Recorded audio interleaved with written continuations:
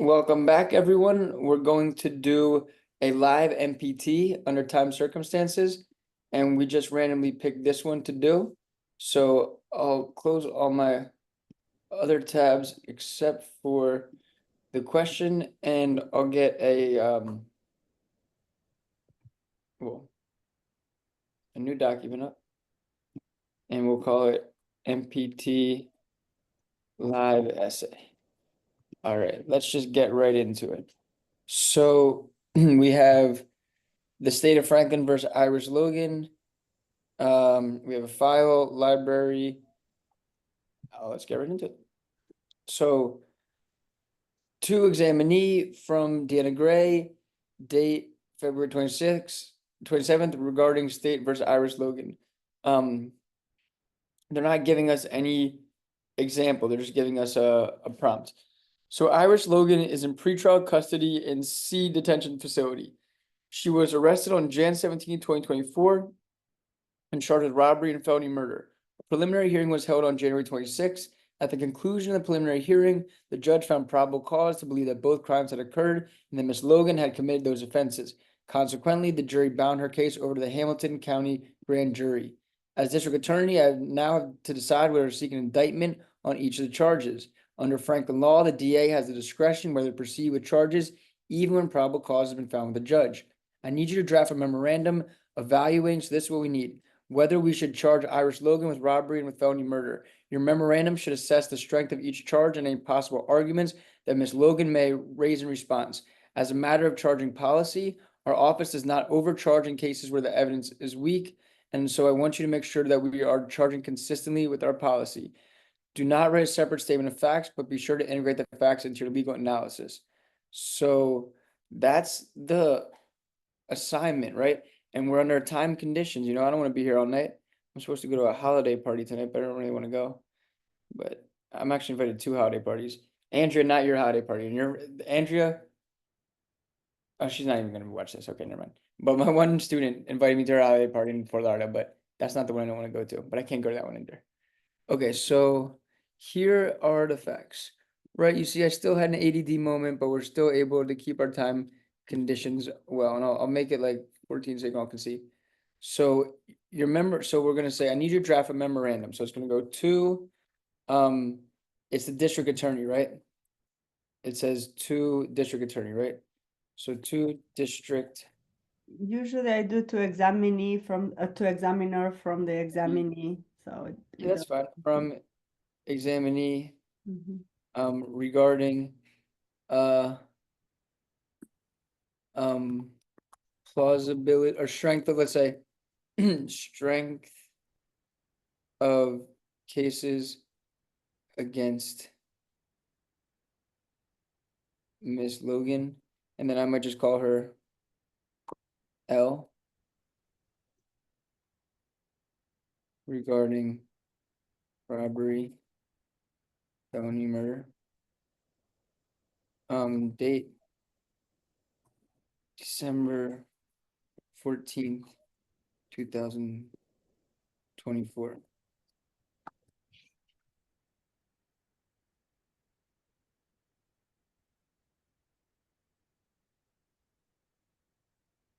This is the OCD I told you guys not to do.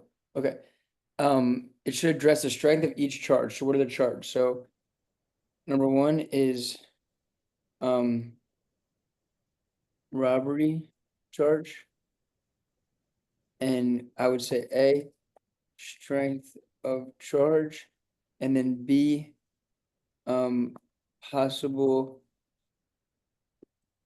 arguments L may raise, right? II is gonna be felony murder charge.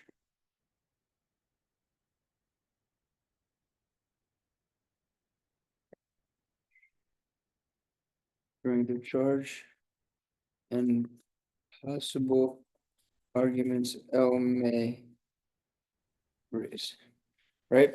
Fair enough. Give it some space. So Andrew, so you just start right off like this, just Well, subtract. structuring it for sure. It helps me structure. Okay. And I structure based strictly on what they told me to do. Draft a memo whether we should charge Iris with robbery and felony murder. So this memo will discuss whether it is prudent. And it said that where it is prudent for our office to charge Iris Logan L with robbery and or felony murder. Right? It will consider the strength of each charge.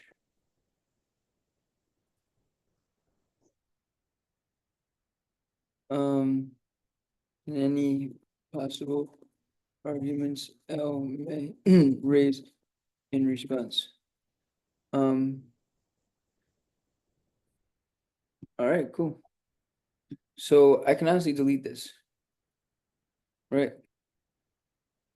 That's how it's gonna look right now. I mean, maybe just make it bold. Can't hurt. Any questions so far?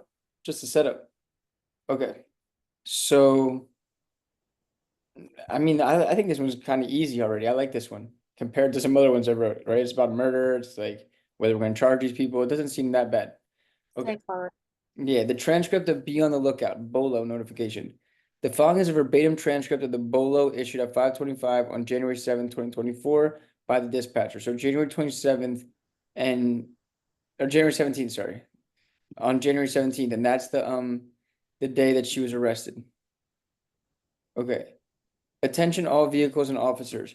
There's been a report of a purse snatching in the vicinity of Broadway and 8th Avenue in C. Franklin. This purse snatching has resulted in bodily injury to the victim. The suspect is a white female approximately 5 feet 6 inches tall, of thin build with blonde hair. She was wearing dark jeans and a gray t-shirt. There may be a male accomplice, although we have no description of him. Proceed with caution. Be on the lookout for the suspect. Also, please respond if you're in the vicinity. So Sorry, we just jumped right into the library. This is the facts. it's just, yeah, it's part of the case file. We haven't gotten to the library yet. I think the library is well, they don't really separate this one, but I wouldn't consider this one really the library yet. I would consider this the case facts. The library I think of more as like the statutes and the case law. This is more just like the question and then here, yeah, just case facts. So okay. Sometimes they only give transcripts because, you know, the interviews Yeah. and Okay. yeah. I don't know anything really important about that. She was, she's a suspect and she snatched something. Okay. Excerpts from preliminary hearing on State v. Logan, January 26, 2024. So this is the preliminary hearing. That was the day of the arrest. Miss Owens, I'd like to ask you a few questions about the event late in the afternoon on Wednesday, January 17, 2024. What happened on that date? I was running my errands and was walking down the street on Broadway near 8th Avenue here in C. And suddenly I felt someone grab my purse from behind. So this is the victim. Did you try to stop the person? No, I let him go. Money's hardly worth it, whatever. Did the person who took the purse threaten you? I heard a voice say, let me have the purse, and I did. I let her the purse. So they may have threatened them. You were saying her. Was it a woman that took the purse? Yes, it was a woman's voice. I didn't see her because she was behind me, but I screamed for help. I later heard that the bystander saw the woman and gave a description to the police. So that's an argument, right? They didn't see her, right? So let's just put maybe she came from behind and wasn't seen. So maybe it's just larceny, not burglary. But I don't know. Well, we can't just take anything from the outside world. So were you injured? I sprained my wrist when she pulled the purse off my arm. It was a shoulder bag. So even though I don't fight, I got twisted up getting the bag off my shoulder and giving it to her. So she got hurt. Were you in fear of the woman who was taking your purse? Not really. I didn't know whether she had a weapon. I just wanted to give her my purse and be done with her. But my arm hurt really bad when it got twisted. Okay, so that seems like it's another argument. The victim wasn't in fear. right? Like, these are some points from the excerpt, and this is from, let's just say page 3. Just so we can kind of keep track of this stuff. Page 3, page 3. We're just like issue spotting a little bit. Like, we don't have to do this so carefully, but let's keep it moving. Okay, and all this happened in C, the county of Hamilton, yes. Okay, Mr. Rogers. So that's all that happened there. Okay, cool. Another one. Mr. Rogers, I draw your attention to the events late in the afternoon of January 17th at the intersection of Broadway and 8th Avenue in C. Yes, I remember. I saw a woman steal a purse from another woman. What did you see exactly? I saw a woman who I now know to be Miss Owens walking down Broadway. All of a sudden, woman ran up behind her and grabbed her purse. Can you give her a description? White, medium height, skinny, blonde hair, jeans, gray shirt. Was there anything with her? I saw a man about 10 feet from her, but he has back to me, so I can't tell you what he looked like or what he was wearing. I did see the woman hand the purse to the man before they ran away. Did you call the police? Yes, I called 911. I told the operator I had seen and gave a description of the woman. So they keep mentioning there may have been a man. So this is page 4. Let's just say there may have been a man, right? Page 4. As far as strength of the case, we have to see the case law, but it looks pretty strong because it said like on page 3 that let me have the purse, right? She grabbed the purse from behind, right? So grabbed purse from behind and said, let me have the purse. That leads to making it seem like it's pretty strong. Okay. So now we have this guy right here. Tell me what happened in the late afternoon on January 17th. I heard a be on the lookout notifications as a police officer. Since I was in the general area, I contacted the dispatcher with my location. I was told to proceed. When I reached there, I observed a woman matching the description. Did you determine the ownership of the sedan? Yes. I ran the license plate and it was registered Jeremy Stewart. It did not show up as stolen. I followed the sedan for a couple of miles to see if anything unusual. It was going the speed limit. 10 minutes later, the sedan threw an object down the shoulder. He was traveling westbound. I activated the sirens. At this moment, the driver of the sedan was going through the intersection. The sedan was immediately struck on the driver's side by an SUV. Okay, now there's an accident. Full stop. The sedan spun around and came to rest past the intersection. What was the speed limit on the state route at that point? 45 miles per hour. What was the speed limit on State Route 75? Was that also the speed limit on 75? Yes. And it appeared that the SUV was traveling within the speed limit as it went through the intersection. What happened next? I pulled over the sedan. I looked at the sedan and saw a man in the driver's seat who identified as Jeremy Stewart. He was not wearing a seatbelt and was unresponsive. I called for an ambulance. The woman passenger, who I later determined to be Iris Logan, appeared to be minimally injured. She was wearing her seatbelt. Miss Logan immediately surrendered to me. I handcuffed her and locked her in the police cruiser while attending to the 2 drivers. So, what'd you do next? The driver of the SUV was conscious and appeared to have minor injuries. Did you notice anything else? I noticed the traffic lights at the intersection were malfunctioning because they're green in all directions. That was really unfortunate. These lights have always worked proper before. Do you know what? So that seems important. The lights were all green. Do you know what happened to the driver of the SUV? His name is Michael Curtis. He recovered from his injuries. Do you know what happened to Mr. Stewart, the driver of the sedan? As I said, he wasn't wearing a seatbelt. Sadly, he died from the injuries caused by the accident. Did you go back to find out what the driver had thrown out of the sedan? I went back to the shoulder of the road where I'd seen Mr. Stewart throw something out of the sedan. I found Miss Owens' purse on the ground there. All this happened in the state of Franklin, county of Hamilton, yes. So we have a lot of convoluted facts right here. We got to try and put them together, right? Like what really just happened there? They're making this like a murder mystery. So, the first characters I would try in my mind, I want to keep a track of all the characters. So, Miss Owens, like in my mind, I would just kind of like put at the bottom like characters. So, Miss Owens is the victim who gets robbed. And then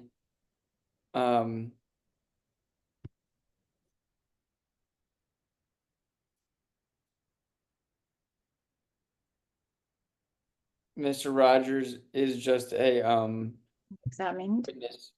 What's up? He's been examined, right? He's been Yeah, questioned. he's a witness. to the robbery. And then Torres is the police officer.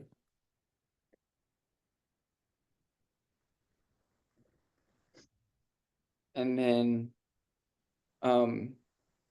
so Jeremy Stewart is driving the car and they pulled over the sedan and it was Jeremy Stewart and the passenger was Iris Logan. Okay, so then Jeremy Stewart is driver of car. Iris Logan is passenger and Suspect. thief of purse, right? I mean, we think she's a thief of the purse. Okay, so Jeremy Stewart and Miss Logan, and then the lights were not functioning, so I feel like that could be a defense right here. Lights were not functioning, and she was not the driver, right? So Michael Curtis was driving the SUV. So the sedan hit the SUV and then Mr. Stewart died. Okay. So driver of car died of injuries. And then Michael Curtis, driver of, it's not just a car, he was driving a sedan and this guy was driving an SUV. Survived accident. All right, I felt like that was just necessary to do. Like, you don't need to do that every time. But here there were so many characters, and I was gonna get lost if I didn't do that. Like, what was really going on? We'll delete this, but like, that's just good for us to know. Okay. All right. So let's turn to, and I just want to say that was page 5 where I said the lights were not functioning. And she was not the driver. I guess that's also page 5. Okay. So cross-examination of the officer. So again, let's turn to the purse snatching. You were chasing Miss Logan and the driver for purse snatching, correct? I was chasing for a robbery. Purse snatching is how it came over the radio, correct? Right, it came over as purse snatching. The dispatcher didn't use the word robbery, is that correct? He did not use the word robbery, he heard purse snatching. So they seem to be talking about this in page, I'd say page 6, that it was not robbery over dispatcher. It was purse snatching. I mean, again, we're gonna see what the exact defenses are, but I have a premonition, like, they keep mentioning these things over and over. Each count that you're doing, because I was literally getting confused, and then, I was Yeah, trying, this, to make to me, different this was, markings. I don't always do this, but I had to do this here because I was like, who are they talking about? So that was Yeah. important to me here. And then this, I'm just kind of like, putting in some potential arguments that we might use, but we're gonna have to write this essay in super speed mode because that's how it goes. Okay. So Yeah, when you have too many characters, you kind of use this separation. You kind of make a little list for yourself, right? yeah, this is just helping me. Like, I'm gonna delete this before I turn it in, but like, I just need to orient myself. Yeah. Okay. Yeah. So, you said it was purse snatching and the injury to the victim of the purse snatching. You had no idea how severe it was. Yes, that's correct. I did not know the extent. So you had a purse snatching with an injury degree you didn't know, and you made the decision to chase the sedan and to continue the pursuit. Yes, that's correct. Okay, so it seems like it might be another defense here that like the car was being pursued by officer. Okay. So now I think this is still from the case file. There was a collision at the intersection of State Routes 50 and 70 in Hamilton County, Franklin on January 17, 2024. An officer reported that the traffic lights at the intersection were malfunctioning. These lights have been inspected and were in good working order on the 23rd. until January 17, 2024, there have been no complaints or reports that they were malfunctioning. Immediately on receipt of the reported malfunction, a team was sent to the affected intersection to investigate the traffic lights. The team reported that the lights were green in all directions. The team immediately fixed the lights and they are now working order. So they admit that the lights were not working. Okay, so that's page 7. So page 7. Okay. I think it just started pouring raining, which is good. Miami's having a drought. They need this rain. Okay, so now we have the Franklin Criminal Code. Robbery is the intentional or knowing theft of property from the person of another by violence or putting the person in fear. Robbery is a felony. So I feel like this is gonna come in my essay for sure. That's Somewhere. defense. All right. First degree felony murder is a killing of another committed during the perpetration of, attempt to perpetrate, or immediate flight from the perpetration of or attempt to perpetrate any first degree murder, act of terrorism, arson, rape, robbery, burglary, kidnapping, aggravated child abuse, aggravated child neglect, or aircraft piracy. So we're gonna put that here. Okay. Now we're gonna use some case law, right? And that's where I do the reading, I read the, you know, the assignment first, because now I'm like reading this case law and I know what I'm looking for. I know I'm looking for things that are either gonna support a robbery or felony murder charge, or things that are gonna support her defenses, which would be like they weren't in fear, you know, she wasn't coming from behind them, it was purse snatching, not robbery. And here I think I'm starting to notice that like it's gonna be a defense because it says that first degree felony murder is in perpetration of robbery, but if it's determined that it was not robbery, then it's not going to be murder, right? It was not robbery over dispatcher, it was purse snatching. So I think if we kind of copy that point right here, and therefore under the statute 970, it was not flight from an enumerated felony, right? Because these are the ones that are enumerated and it says robbery, it doesn't say purse snatching. And so if it was only purse snatching and it wasn't robbery, then it wouldn't be, you know, felony murder. I think that's potentially an argument that we'll make. Let's see. I think we're gonna get most of the arguments directly from this case law. Okay, so defendant Fred Driscoll appeals from his conviction for robbery. His sole argument on appeal is that his charged conduct, taking a laptop computer from a student in the library of Franklin University, did not meet the statutory definition of robbery. We affirm. Under Franklin law, robbery is defined as the intentional or knowing theft of property from the person of another by violence or putting the person in fear. So that's Criminal Code 901. I mean, we literally have Criminal Code 901, so we don't need to recite that. Driscoll does not contest that he had the state of mind or mens rea necessary for the crime. He concedes his intent or knowledge, but he does claim that he neither put the victim in fear nor used violence in the theft. So didn't put them in fear. So the victim wasn't in fear. Seems to be like a big point that we're gonna get from this one. Robbery requires proof of 4 elements. So I think this is gonna be good case law that we're gonna use. Intentional, knowing, non-consensual taking of money of another person money or other personal property from the person or presence of another by means of force, whether actual constructive. While Franklin statute requires violence, Franklin case law is clarified for purpose of defining robbery. Violence is coexistence with force. The force necessary to constitute robbery is the posing of an immediate danger to the owner of a property.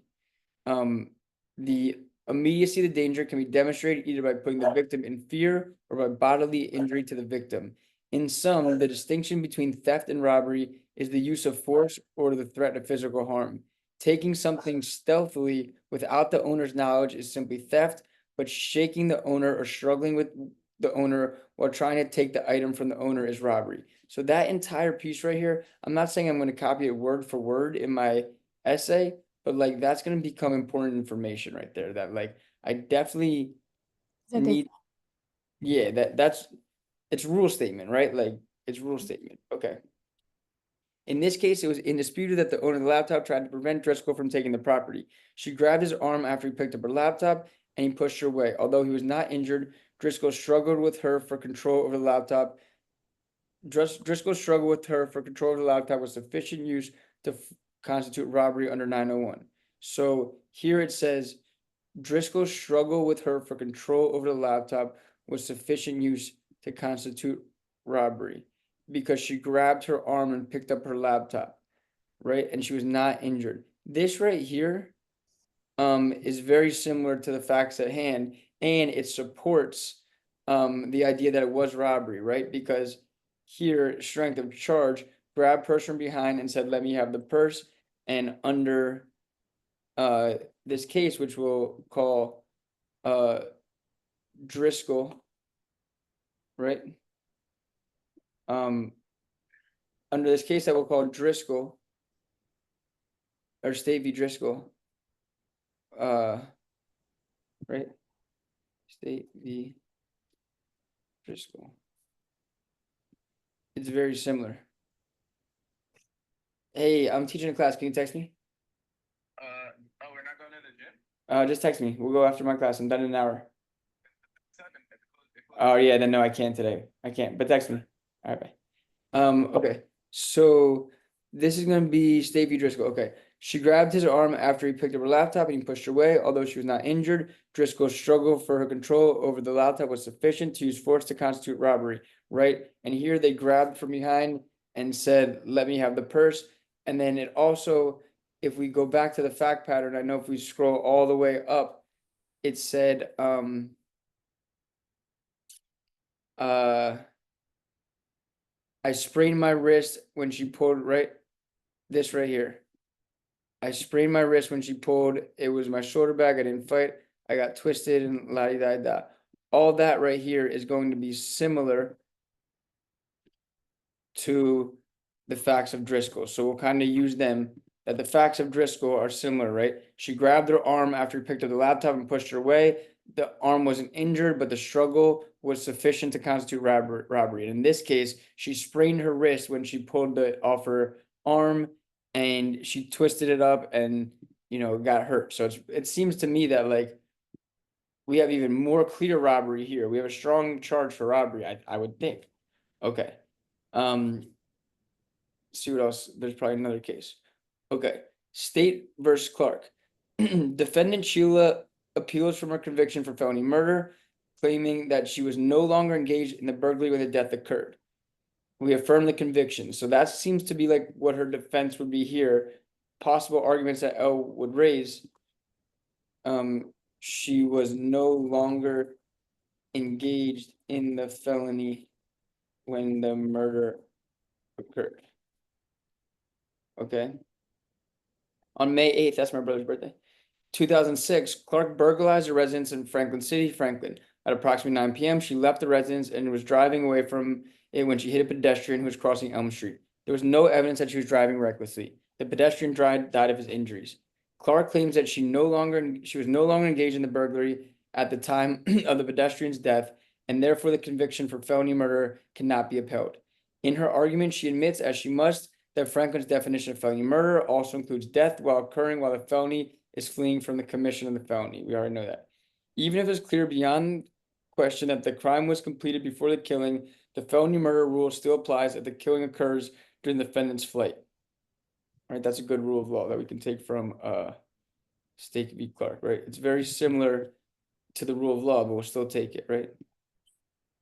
And that's State v. Clark.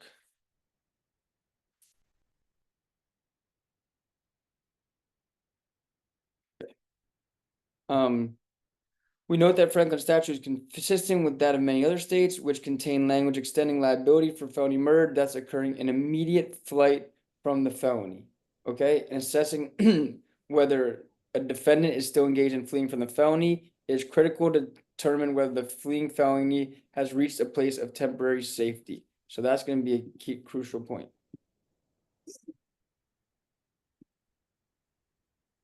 So I would even honestly utilize this, that Franklin statute is consistent with that in many states, which say that felony murder liability extends for felony murder deaths occurring in immediate flight from the felony.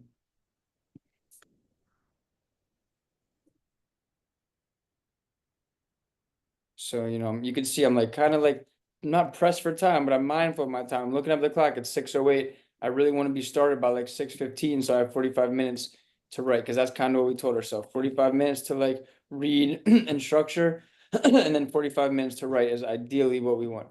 Okay. In assessing whether a defendant is still engaged in fleeing from the felony, it's critical to determine when the felon has reached a place of temporary safety. Here, Clark had just completed the burglary, was on her way to a place of temporary safety, but she had not yet reached that place. Thus, there was no break in the chain of events. She was still engaged in fleeing from the crime.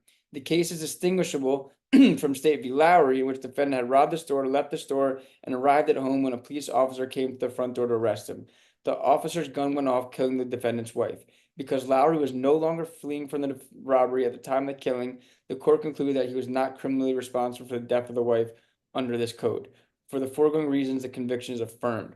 Okay, so here we have he had just completed the burglary, was on his way to temporary safety, but had not reached the place, so there's no break in the chain of events. She was still engaged in fleeing from the crime, and it's distinguishable from this case, right?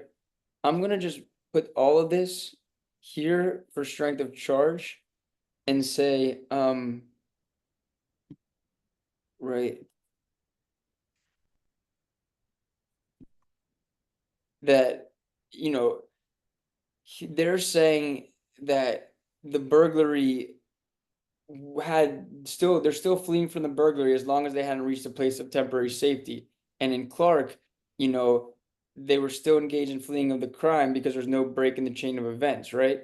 And it seems like that's the same thing here. So from just a quick glance, like my premonition is that there's strong arguments. It seems like robbery, and it seems like murder, because you were fleeing from the murder and you hadn't reached a place of temporary safety yet. And note that's why it aligns with Clark, and it aligns with Driscoll. Under Driscoll, it's robbery because you use force, because you know you used even more force than under Driscoll. And then under Clark, it's felony murder because you were still fleeing from the scene because you hadn't reached a place of temporary safety.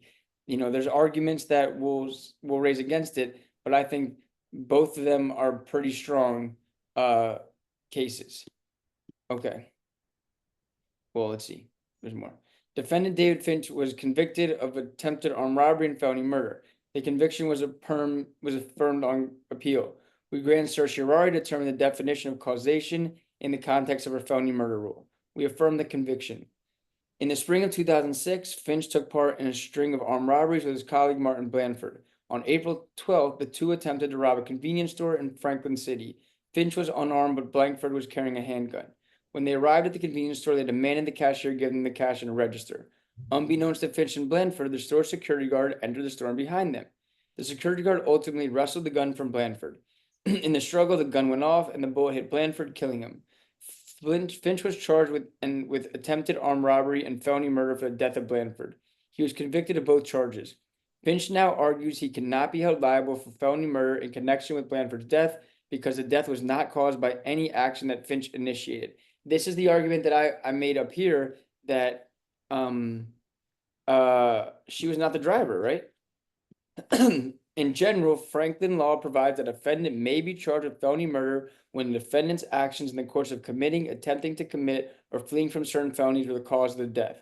The causation required by the felony murder encompasses two distinct requirements: cause and fact, legal cause, cause and fact and legal cause, proximate cause. So cause and fact is commonly referred to as but-for causation.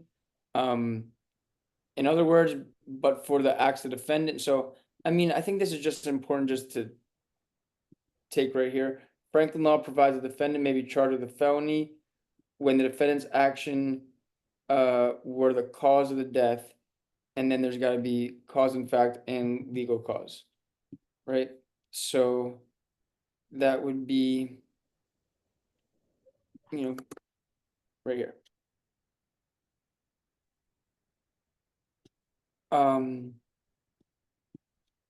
Cause and fact is commonly referred to as but for. In other words, it has to be the but for, which is foreseeability. Legal cause, legal cause, that's foreseeability. But for is just cause and fact. Legal cause is, it has to be foreseeable, et cetera, et cetera. Thus, is consistent with reason and sound public policy to hold that when a felon's attempt to commit a forcible felony sets in motion a chain of events that were or should have been within his contemplation when the motion was initiated, he should be held responsible for any death that by direct and almost inevitable sequence results from the initial criminal act. Moreover, the intent beyond the felony murder doctrine would be thwarted if felons were not held responsible for the foreseeable consequences of their action. So, when a felon's attempt, right? So I'm gonna copy all this. And this case right here, by the way, is called State v. Finch. So,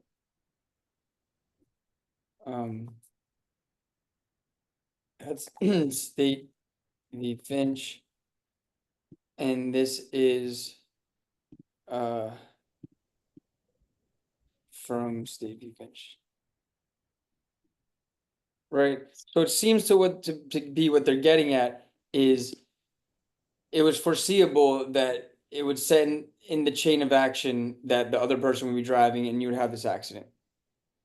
Okay, so superseding cause. Finch argues that the arrival of the security guard was an intervening independent cause that broke the causal chain between his actions, arriving at the story and the death of his accomplice. Blandford therefore should be relieved of criminal responsibility. That is, security's actions constitute an intervening event that became the superseding cause of Blandford's death. The factors necessary to demonstrate a superseding cause, right? We're going to definitely need these. Are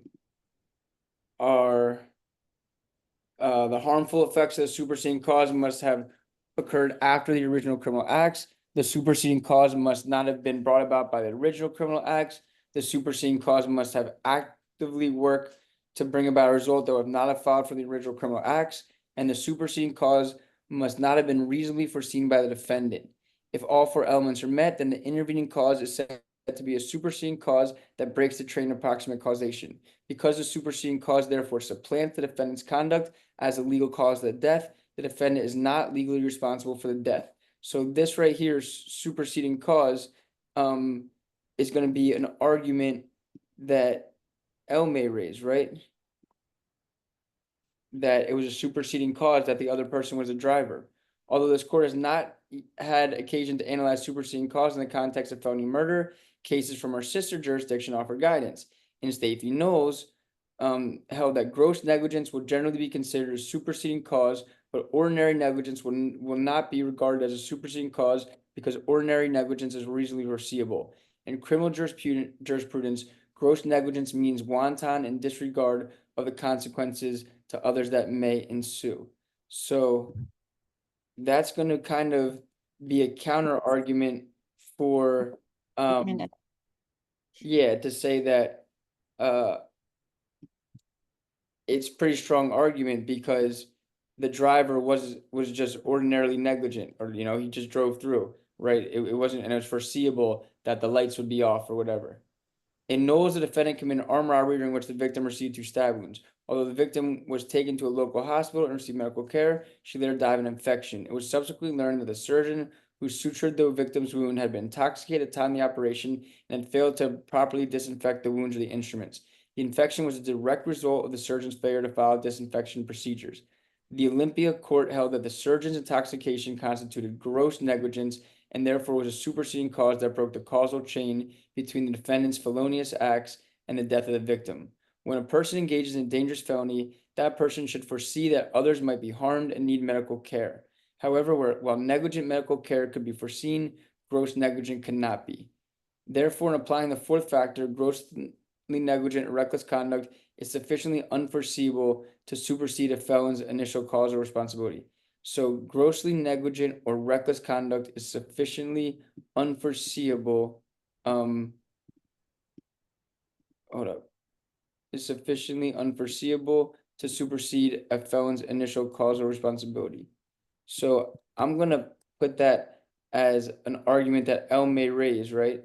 That, you know, it was grossly negligent for him to drive that way. Applying the 4 factors above leads us to conclude that the security guard's actions were not a superseding cause. It is true that under the first factor, the guard's intervention occurred after Finch and Blanche entered the store. Blanche entered the store. At the same time, under the second factor, their entry and their actions directly brought about the guard's intervention. It is also true that under the third factor, the guard's intervention actively worked to bring about Blanford's death. However, under the fourth factor, a reasonable person would foresee that entering a store with a weapon, intending to rob it, would lead to the intervention of a security guard and the violence that ensued. For these reasons, we conclude that the guard's intervention did not constitute a superseding cause. There is sufficient evidence to support Finch's felony murder conviction. All right. So is this is a different question, right? Yeah,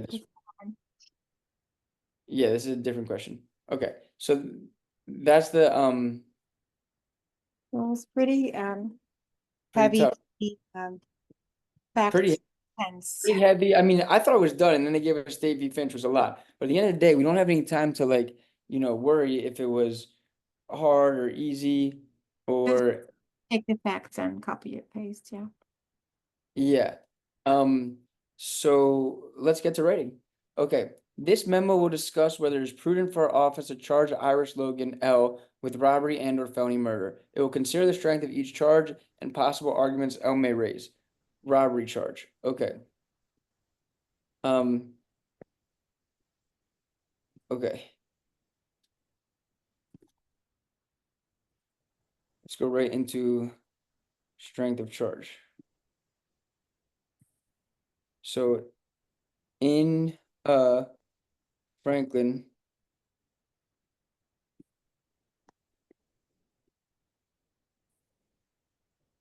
robbery is the intentional or knowing theft of property from the person of another by violence or putting the person in fear. Robbery is considered a felony. Let me go back to it.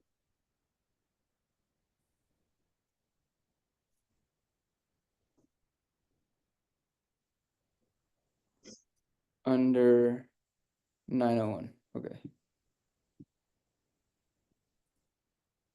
So robbery is considered a felony under section 901. Okay. Furthermore,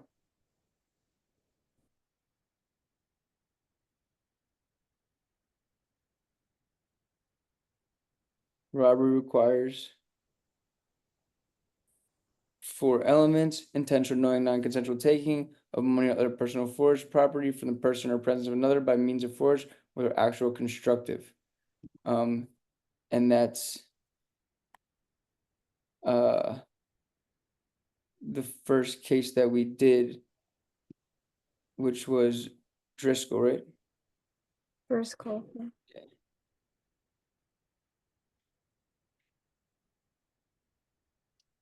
Okay.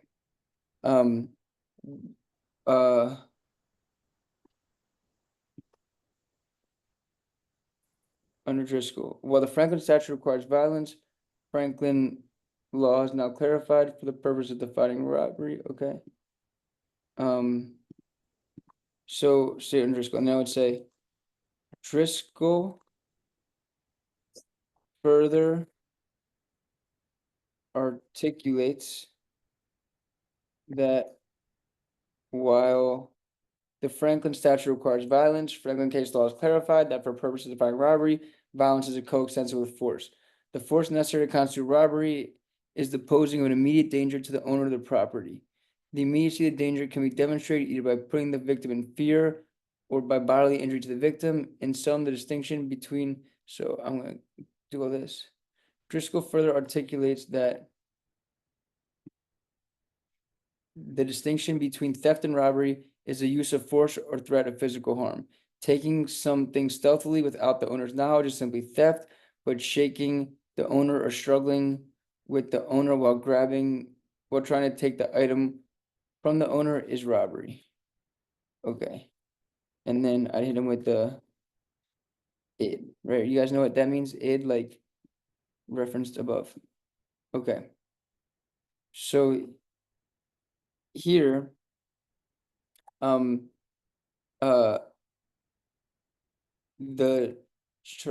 robbery, there is a strong likelihood of success on the for the robbery charge.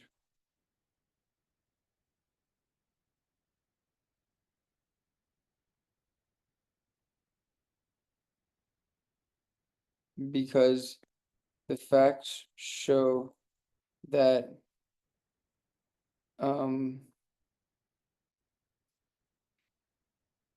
Ms. Owens, right?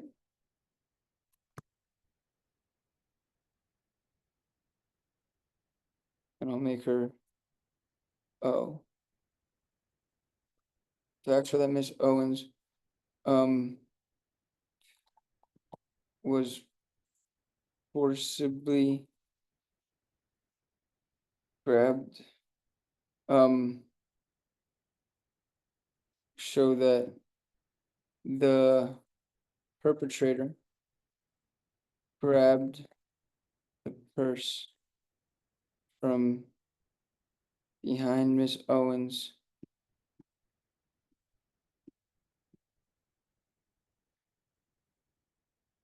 and said,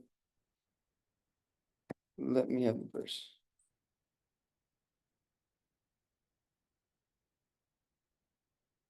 So they Owens deposition,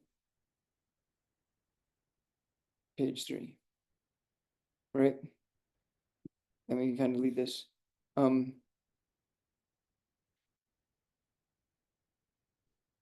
Furthermore, Owens sprained her wrist when the defendant pulled the purse off her arm.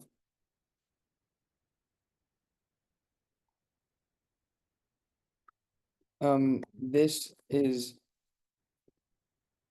similar to the fact of Driscoll,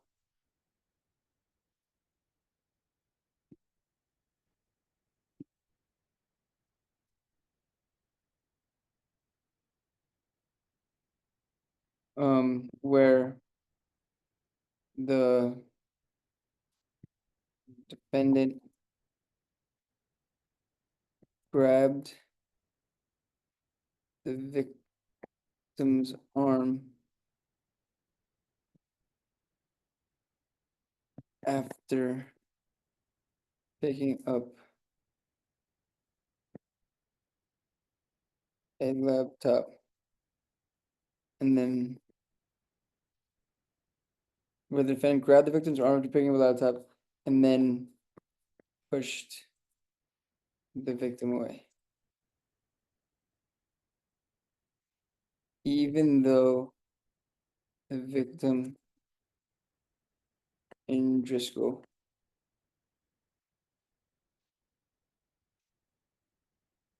was not injured,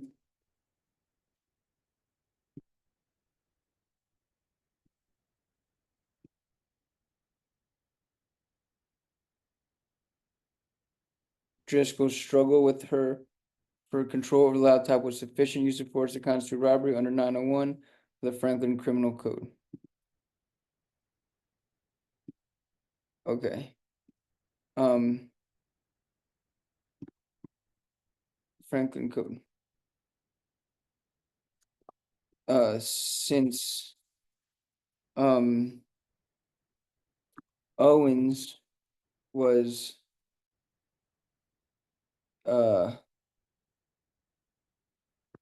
physically, well, all right, well, since the defendant used physical force and the threat of physical harm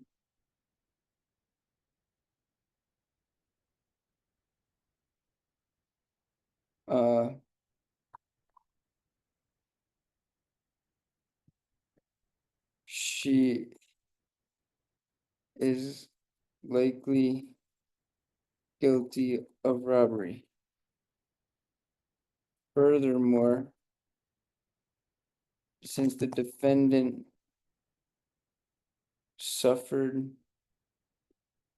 not the defendant, since the victim, sorry, victim suffered actual injury, this is even more evidence of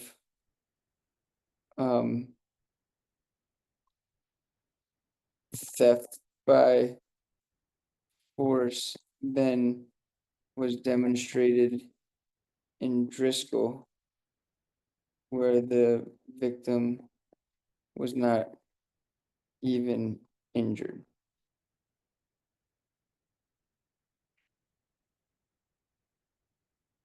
However, while the charge against L is strong, she does have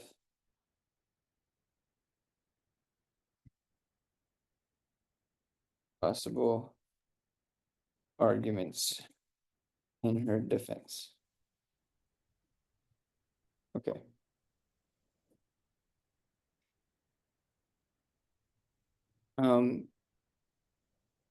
L's strongest argument is that she did not use force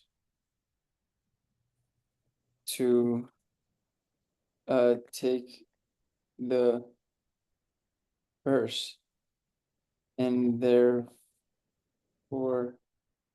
it was not robbery, but merely a purse snatching, as described over the dispatcher.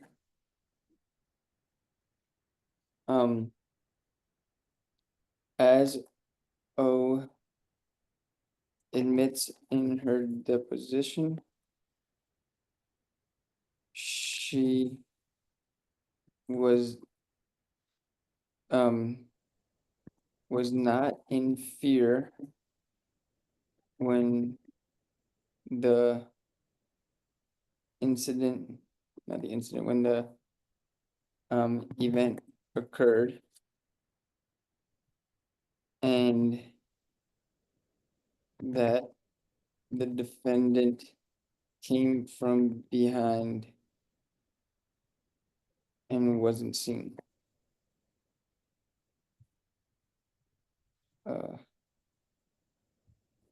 Owens. You see how I'm doing this? Like, I kind of like have these issues and things I spotted that I wanted to talk about, and then I kind of just talk about them and then erase them and move forward. And like, we're just, slowly but surely moving through this. So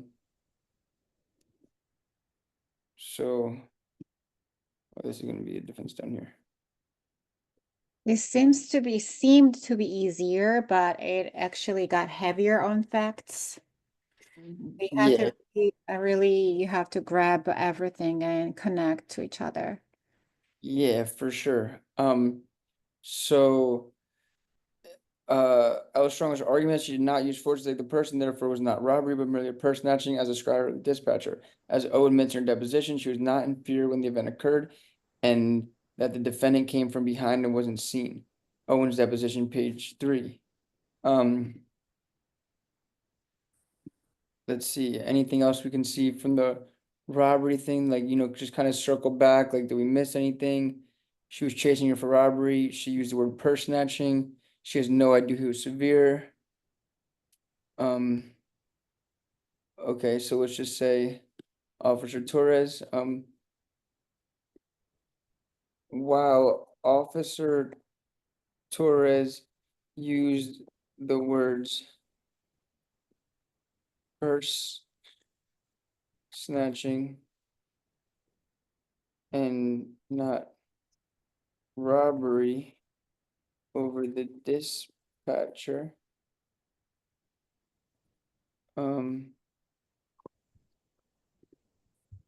Torres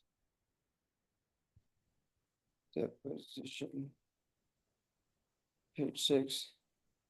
This fact is not dispositive. Right, you know what that means, dispositive? Like the fact that's going to like be the linchpin or what the determinative fact is not dispositive determinative, right? This fact is not dispositive. Right, we're gonna have to go back like right. The key consideration is whether the fourth element of robbery, which is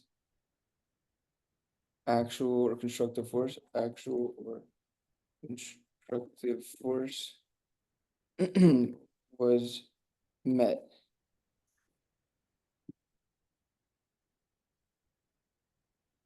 Under Driscoll,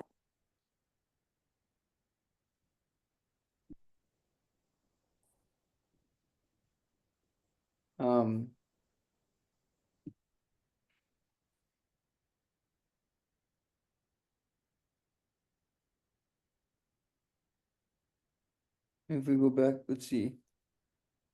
It's pretty much just Driscoll here where they say they tried to prevent them from taking the property, right? Under Driscoll, the standard was whether the defendant tried to take property away from the victim without consent, right?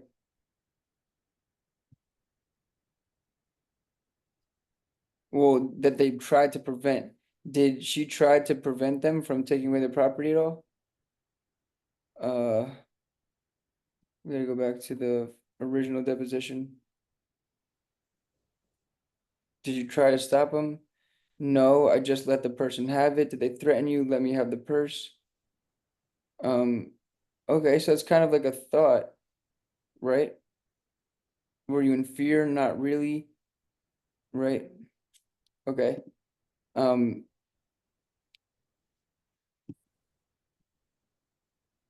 The key is whether actual or constructive were met. L will argue that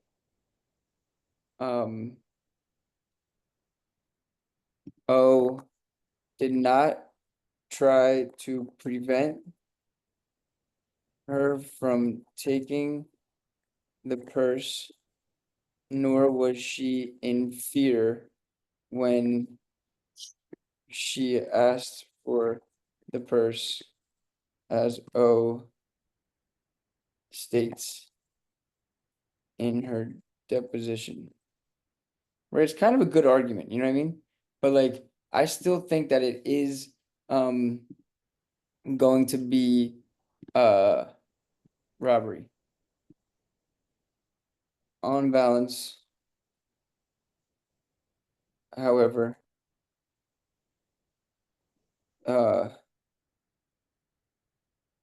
the acts of L most likely amount to robbery because the victim suffered actual harm. So even if it was not a perceived threat. It was an actual threat that resulted in injury. Since, I would say, see, conclusion. And remember they said at the way beginning of this thing, they said like, as a matter of charging policy, they do not overcharge where evidence is weak. So to make sure we're charging consistency with their policy. This office does not, this office has a policy of not pursuing cases where the evidence is weak in regards to the robbery charge. There seems to be sufficient evidence to pursue the case because the facts demonstrate that L forcibly and intentionally took property O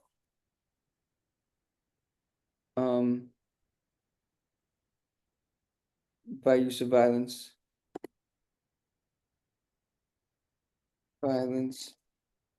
consistent with the definition of robbery under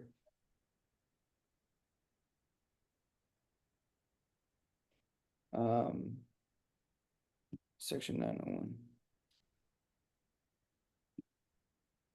and Driscoll.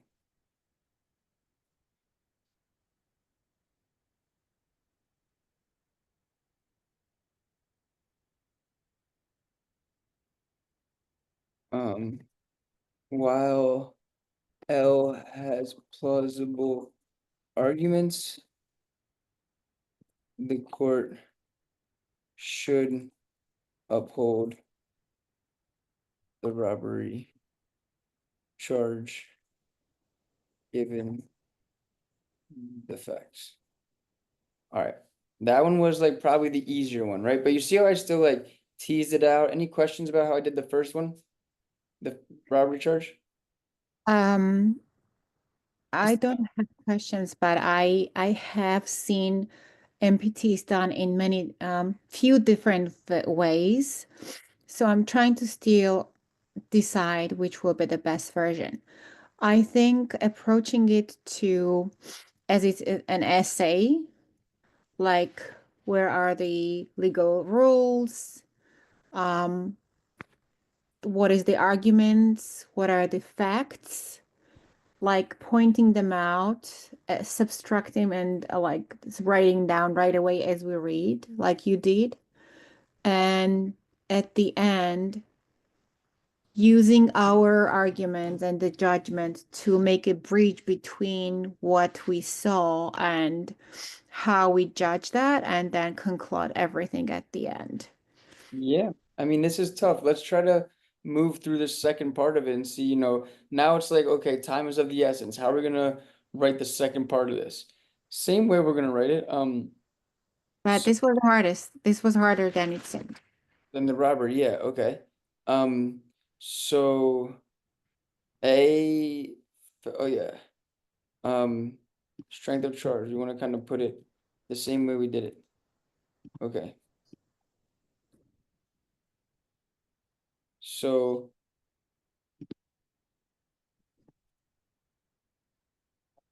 under section 970,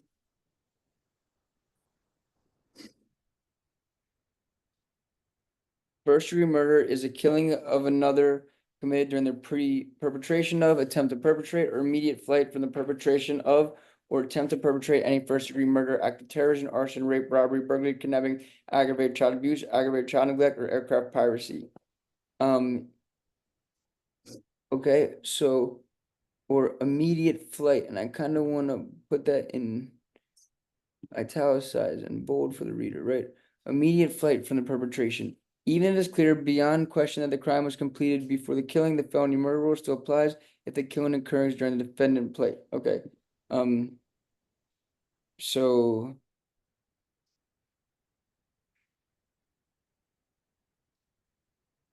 okay.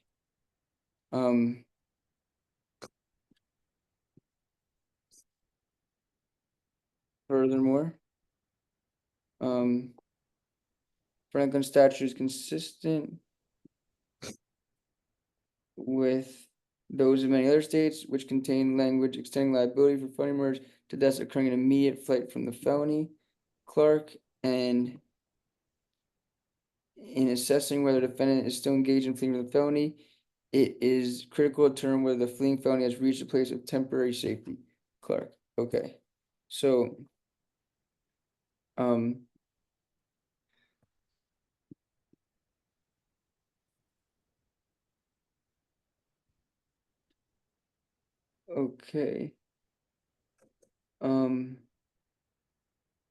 Okay.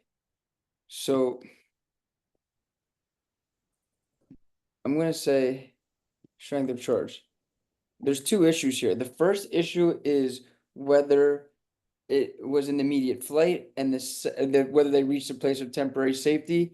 And the second issue was whether there was any superseding cause or gross negligence, right? So the first issue is whether the killing occurred during the immediate flight from the perpetration or attempt to perpetrate the robbery, or whether what's her name? L had reached a place of temporary safety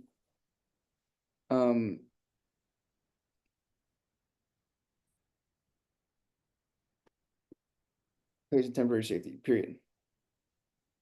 So, okay, Clark. Under these rules, blah, blah, blah. In Clark, the felon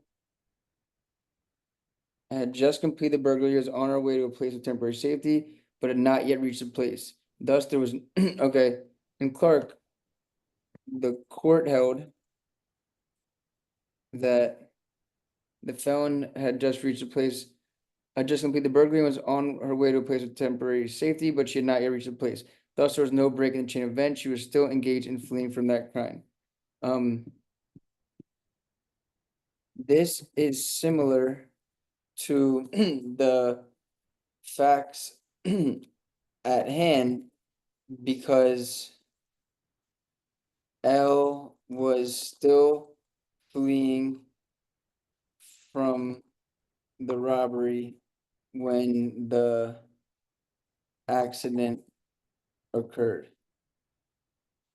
Right? If we go back to the facts, it says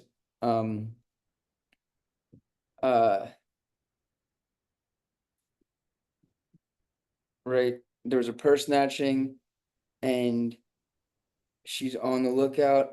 She was still on the lookout when they found her, and then they said this matching the bolo with the license plate, right?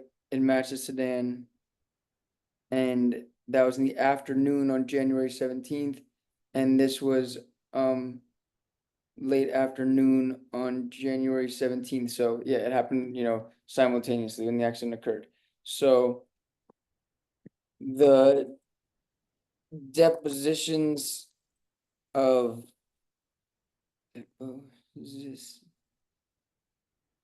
of Owens and Torres.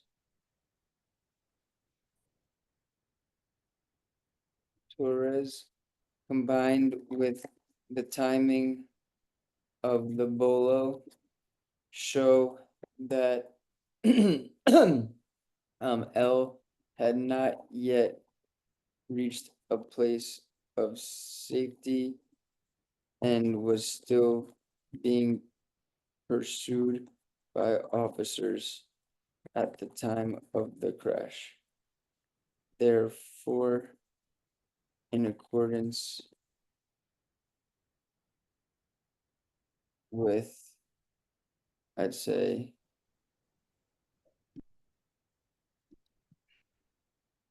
with 970 and Clark,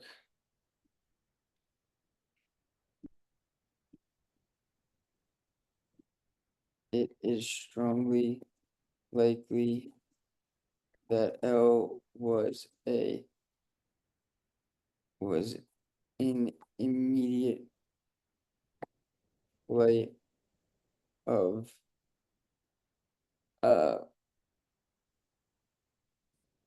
commission of felony. Okay. The next issue is whether there were any intervening, or how they called it, if there was a superseding, if there are any superseding causes that were not reasonably foreseeable and cut off L's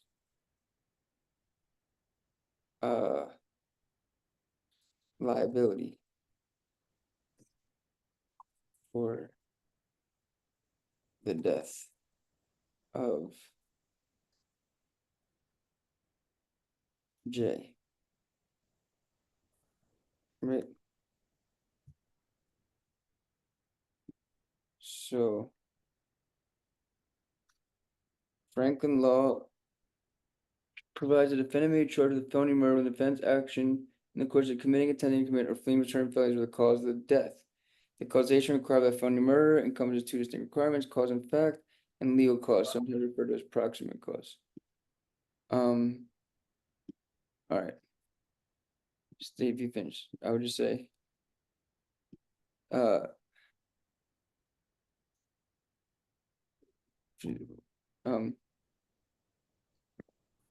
in order to be convicted of felony murder, the elements of actual but for and proximate foreseeable cause must be met.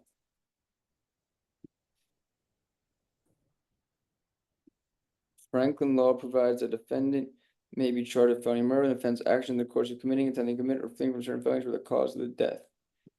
Stacey Finch.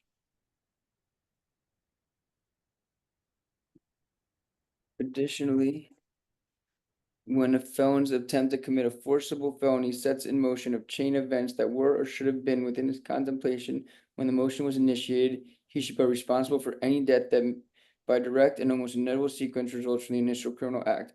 Moreover, the intent behind the felony murder doctrine would be thwarted if felons were not held responsible for foreseeable consequences of their actions.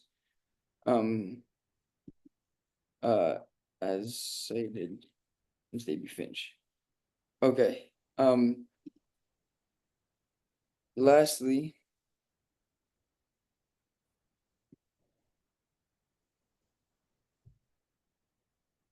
Gross negligence would generally be considered a superseding cause.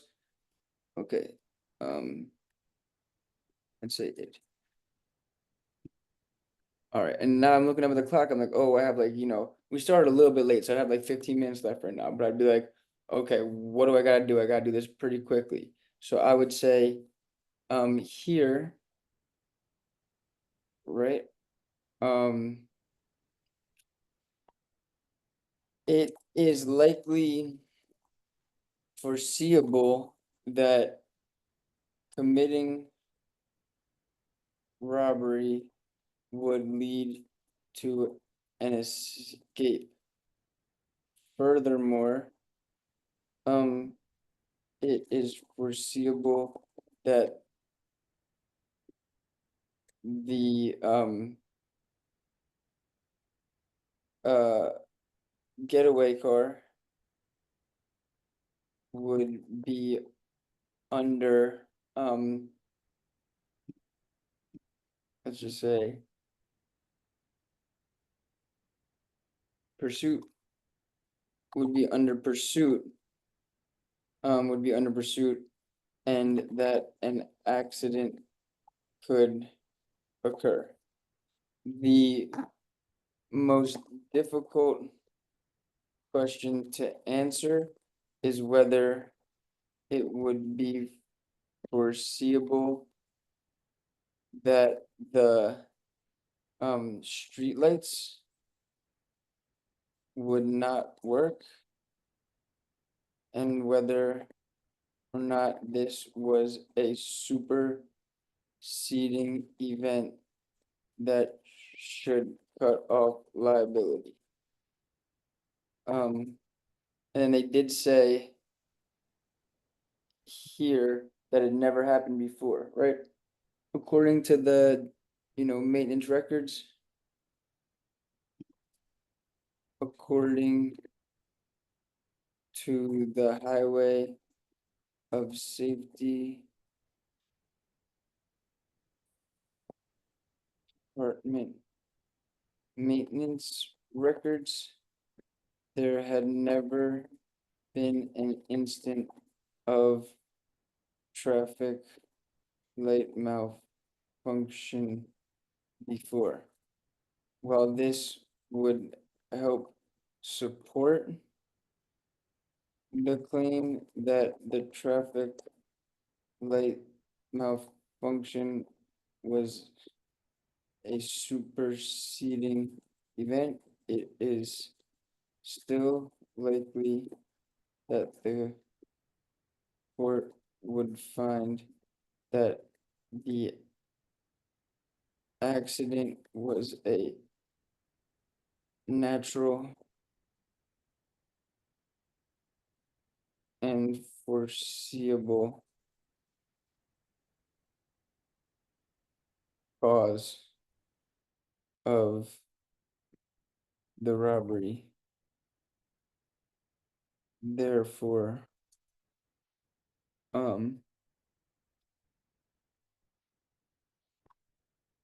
L could probably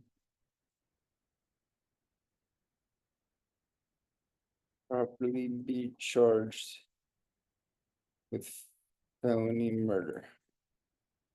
All right, and you see like here, I'm making spelling errors because I'm trying to go like in real speed, like, okay, this is happening. I'm trying to write this quickly. Okay, now possible arguments that L may raise. And we didn't talk about, oh yeah, these things right here. Let me talk about that. The factors necessary to demonstrate a superseding cause or harmful effects superseding cause occurred after events. Superseding cause must not have been brought about the event. Superseding cause must have actively worked to bring about the result, and the superseding cause must not have been reasonably foreseen. If all four elements, because superseding cause therefore supplants the defendant is not legally responsible. Here is like foreseeable that committing robbery would lead to an escape. And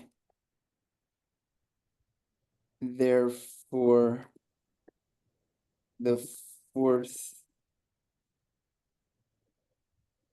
element in the superseding cause test as set forth in Craig v. Bottoms could not be satisfied.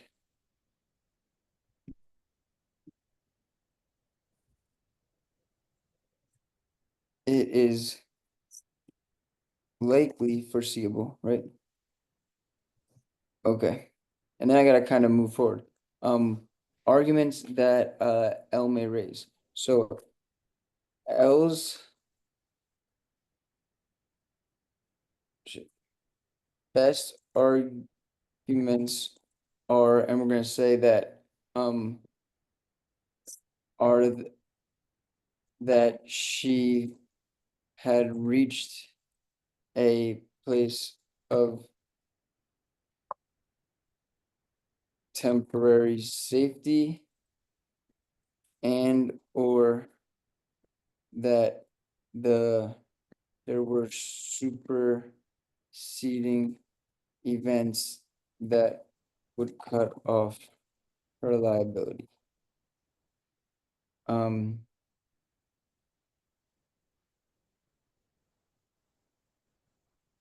Okay, so her best argument is that the lights that were not functioning properly constituted gross negligence by the city that would cut off liability.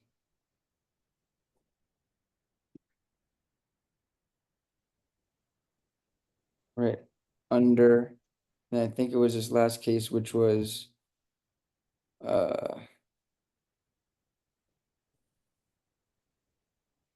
this stupid ass case, under Finch, right?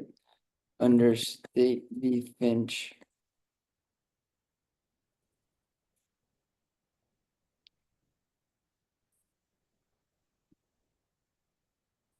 Grossly negligent or reckless conduct is sufficiently unforeseeable to supersede a felon's initial causal responsibility.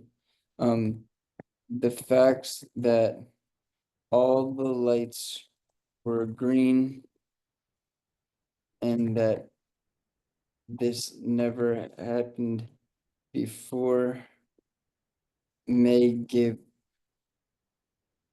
credence to that argument. Another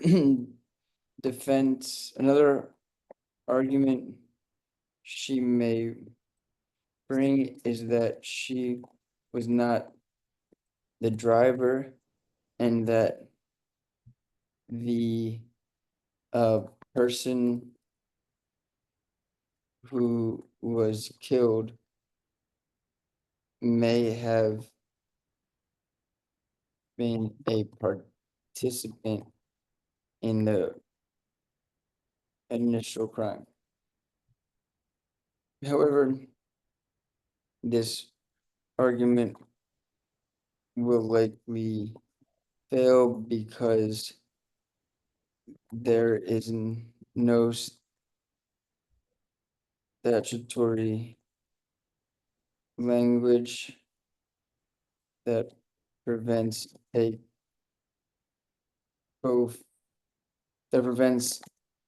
the killing of a co-felon from being murder, and his driving of the getaway car was a direct and foreseeable cause of the robbery.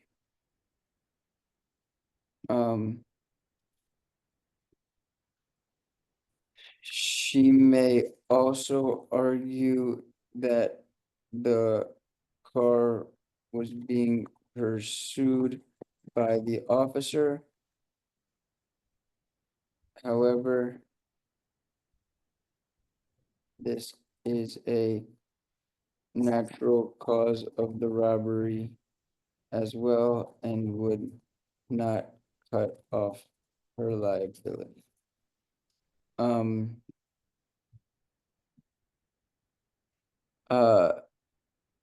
She can argue, she can try to argue that she had reached a place of safety or of temporary safety and was no longer fleeing the felony when the murder occurred.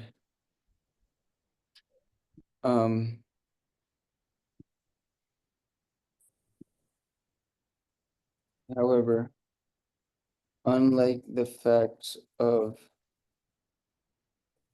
State v. Lowry,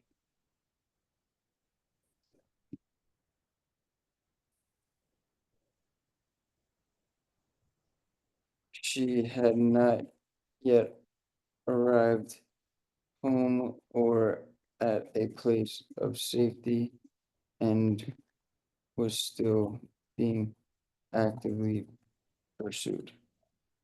Finally, she can claim that she was not fleeing the commission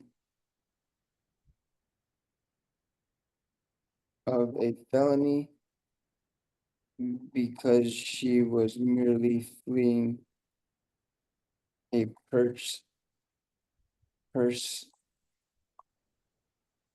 snatching incident and not a robbery. Indeed,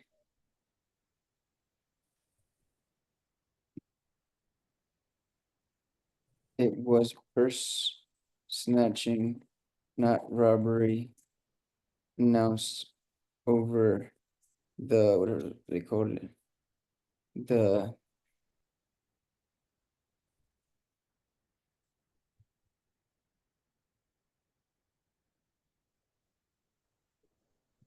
below notification, over the below notification. However, as discussed above, her actions likely constituted robbery, and this argument would fail. So it seems like she has a decent argument here, right? That like it was gross negligence to not have the lights. So I think that's kind of the conclusion, right? Right. Or C. Conclusion. Although it seems more likely than not that L could be convicted for felony murder, she does have a, let's say, have a plausible or conceivable, or not the word I'm looking for, whatever. I mean, there's merit, but she does have a plausible argument that the gross negligence of the city constituted a superseding event that cut off her liability for felony murder. It does seem more likely that this was foreseeable and that she could still be held liable, or that she could still be found guilty, right? Found guilty. However, since this What does it say?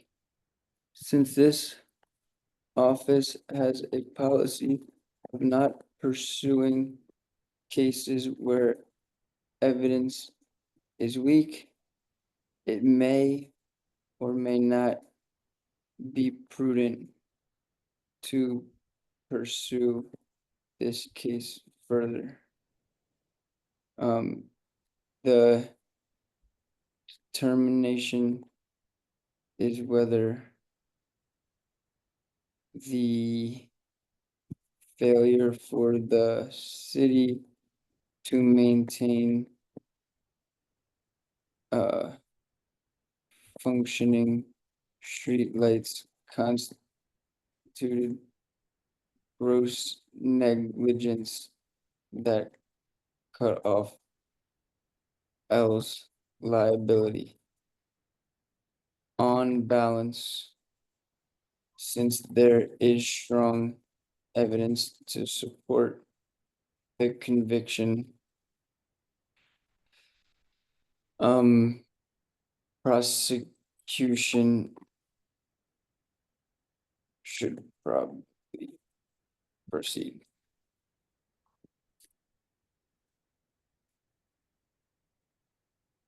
All right. So yeah, right on time, maybe it went a few minutes over, but like maybe then you got the flow of things and you go right into the next one. I mean, there's nothing really too much that we can change, but if you look at it, it's a lot, right? It's not a failing. I don't think that's a failing MPT. It might not be the greatest MPT that's ever written. It's not the easiest thing to do for me to kind of write it and read it out loud and take comments. Thing that occurred during the flight from the perpetration or right. It looks pretty solid, and we did our best crack at it, and it's never going to be perfect, but that's what you're looking for. You're looking for an essay that's well written, that's complete, that's answering the questions precisely. I mean, that's the main thing. I think that people just veer too much off of the question, but here we were very keen on like, okay, what's the question being asked of us? And it was really just two things here. It was just saying, If it was a rap. yeah, it was just saying, can they be held guilty, right? Should address the strength of each of the claims. Whether we charge Iris Logan with robbery and felony murder, the strength of each claim and possible arguments that they may raise in the response. And then they made this little point. We do not overcharge where the evidence is weak. And you probably noticed that I said that. Like, I know we have a policy. Yeah, so I circled back to that, right? I made a point to really, be thorough in how this was executed, right? You did amazing. I mean, fair enough. Like it was good. I'm going to add this right now, right to the Google Classroom. I don't know why it's doing this for me, but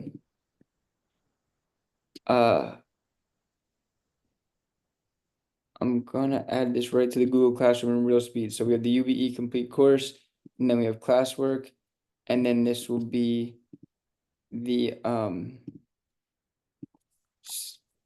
live MPT assignment, and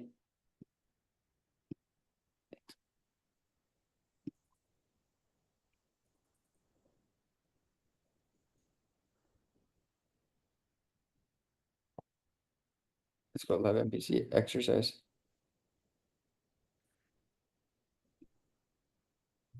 And then, I'll post this and I'll post the other workshops that we do together, but that was really fun. It was a live MPT exercise. You can access it right here and just see this is how we constructed an essay in real time. And that's exactly what you're trying to do on test day. And if you can just do something similar to that and then do it twice, that'll be a good start to the UBE. Then you just have to, crush that MEEs and then the MBE the next day. But I like what Matt said in the, outline that we looked at, that it really sets the tone. If you can write strong MPTs, then that will bode well for the rest of the exam. So I really appreciate you all.